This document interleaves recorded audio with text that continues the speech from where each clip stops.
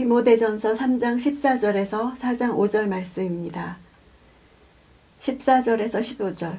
내가 당장에라도 내게 가기를 바라면서 이렇게 내게 편지를 쓰는 것은 내가 늦어질 경우 내가 하나님의 집에서 어떻게 행할 것인지 알게 하기 위한 것이다. 이 집은 살아계신 하나님의 교회요 진리의 기둥과 터다. 바울은 자신이 직접 에베소로 속히 가기를 바라고 있었지만 형편이 안 될 경우를 생각해서 이 편지를 쓰고 있음을 밝힙니다. 당시 바울이 에베소를 갈 수 없었던 이유를 알 수 없지만 이런 불가피한 사정에 의해서 쓰여진 이 편지가 많은 세월 동안 교회 조직의 올바른 운영과 목회 지침의 교과서 역할을 하고 있다는 점에서 볼 때 이런 불가피한 사정 역시 하나님의 오묘하신 섭리라고 할 수 있습니다. 지금 바람과 다르게 할 수 없는 일이 있습니까? 하나님의 다른 계획하심이 있을 수 있습니다. 이 구절에는 바울의 교회관이 나타나 있습니다. 살아계신 하나님은 이방인이 섬기는 생명 없는 우상과 대조되는 개념입니다. 이방인들이 그리스도께로 회심하는 것을 살아계신 하나님께로 돌아오는 것으로 이해했습니다. 기둥은 건물이 무너지지 않도록 안전하게 받쳐주는 역할을 합니다. 교회가 진리의 기둥이라는 의미는 교회는 진리를 받쳐주는 역할을 한다는 뜻입니다. 터란, 건물을 견고하게 받쳐주는 대지를 의미하죠.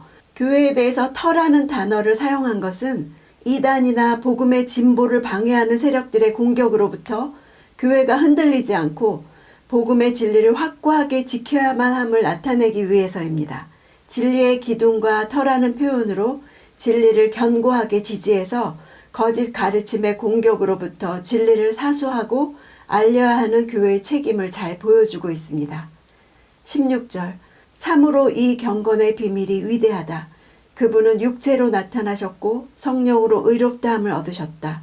천사들에게 보이셨고 나라들 가운데 전파되셨다. 세상이 그분을 믿었고 그분은 영광 가운데 올라가셨다.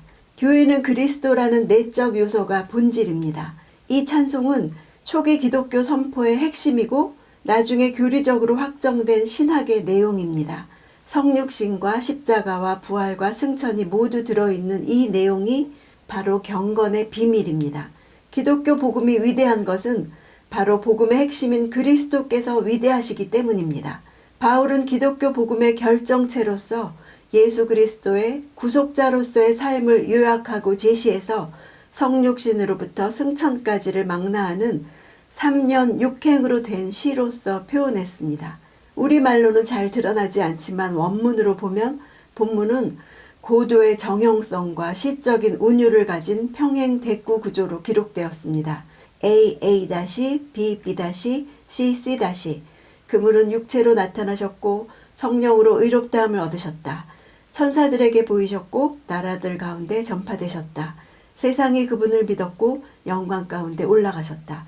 모든 동사가 수동태로 끝나면서 운율을 맞추는 동시에 그리스도의 일생 모든 역사가 하나님의 기쁘신 뜻에 따라 이루어졌음을 보여줍니다. A를 예로 들자면 그분은 육체를 입으셨다 이렇게 능동태로 표현할 수도 있는데 육체로 나타나셨다 이렇게 수동태로 쓴 것은 성육신 속에 나타난 하나님의 섭리와 그리스도의 순종을 강조하기 위함입니다. 이렇게 모든 동사를 신적 수동태로 썼습니다. 그리스도의 삶이 하나님의 구속사적인 섭리에 의해서 진행된 특별한 삶이었음을 부각시킵니다.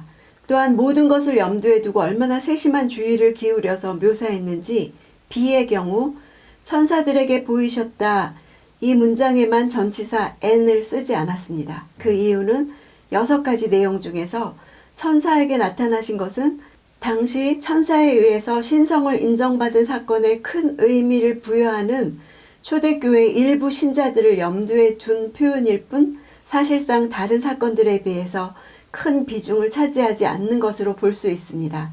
이 부분은 디모데전서가 크게 두 부분으로 나뉘는 중간에 자리 잡고 복음의 핵심인 그리스도의 삶을 극도로 절제된 언어로 구성된 시로서 제시하고 있는 것입니다. 1절에서 2절. 성령께서 밝히 말씀하시기를 마지막 때에 어떤 사람들이 믿음에서 떠나 속이는 영들과 귀신들의 가르침을 따를 것이다 라고 하신다. 그런 가르침은 양심에 낙인 찍힌 거짓말쟁이들의 속임수에서 나오는 것이다. 성령께서 바울에게 사람들이 믿음에서 떠나는 것이 무엇에 의한 것인지를 가르쳐 주셨음을 밝힙니다. 표면적인 현상은 믿음에서 떠나는 것이지만 그 밑에 깔려있는 동력이 있습니다. 속이는 영들과 귀신의 힘이 작용하기 때문입니다. 그것은 사람들의 가르침을 통해서 옵니다. 양심에 낙인 찍혔다는 것은 가축이나 노예의 주인들이 자신의 소유임을 밝히기 위해서 낙인을 찍는 것처럼 사탄이 거짓 교사들에 대한 소유권을 표시하기 위해서 낙인을 찍은 것을 연상시킵니다. 3절, 그들은 결혼을 못하게 하고 어떤 음식들을 피하라고 할 것이다. 그러나 음식은 하나님께서 믿는 사람들과 진리를 아는 사람들이 감사함으로 받게 하려고 창조하신 것이다. 에베소 교회를 괴롭히고 있던 거짓 교사들은 2세기 영지주의의 선조들이었습니다. 그들은 육체에 관련된 모든 욕망을 악이라고 하고 따라서 일상적인 성과 음식조차도 제거되어야 한다고 믿었습니다. 그러나 바울은 물질이란 본래 악이 아니고 오히려 하나님이 지으신 것의 일부라고 함으로써 이원론의 오류를 정확히 지적했습니다. 바울은 거짓 교훈들을 판단할 수 있는 신학적 기준으로서 창조에 관한 교리를 제시합니다. 4절, 하나님께서 창조하신 것은 모두 선함으로 감사하는 마음으로 받으면 버릴 것이 하나도 없다. 선하다는 것은 하나님께서 창조하신 후 모든 피조물들을 보시면서 말씀하셨던 보기에 좋았다는 구절을 연상하게 합니다. 완전하신 하나님이 창조하신 모든 피조물은 그 용도에 있어서 버릴 것이 없습니다. 왜냐하면 선의 절대 기준이신 하나님 보시기에 좋았기 때문입니다. 그러므로 극단적인 금욕주의는 하나님의 창조 원리를 위반하는 것입니다. 5절, 그것은 하나님의 말씀과 기도로 거룩해진다. 겉보기에 대수롭지 않게 보이는 일상적인 모든 것들이 말씀과 기도를 통해서 거룩해지면 특별한 것이 됩니다. 주어진 것들의 배후에 계신 하나님의 선하심을 발견하게 됩니다.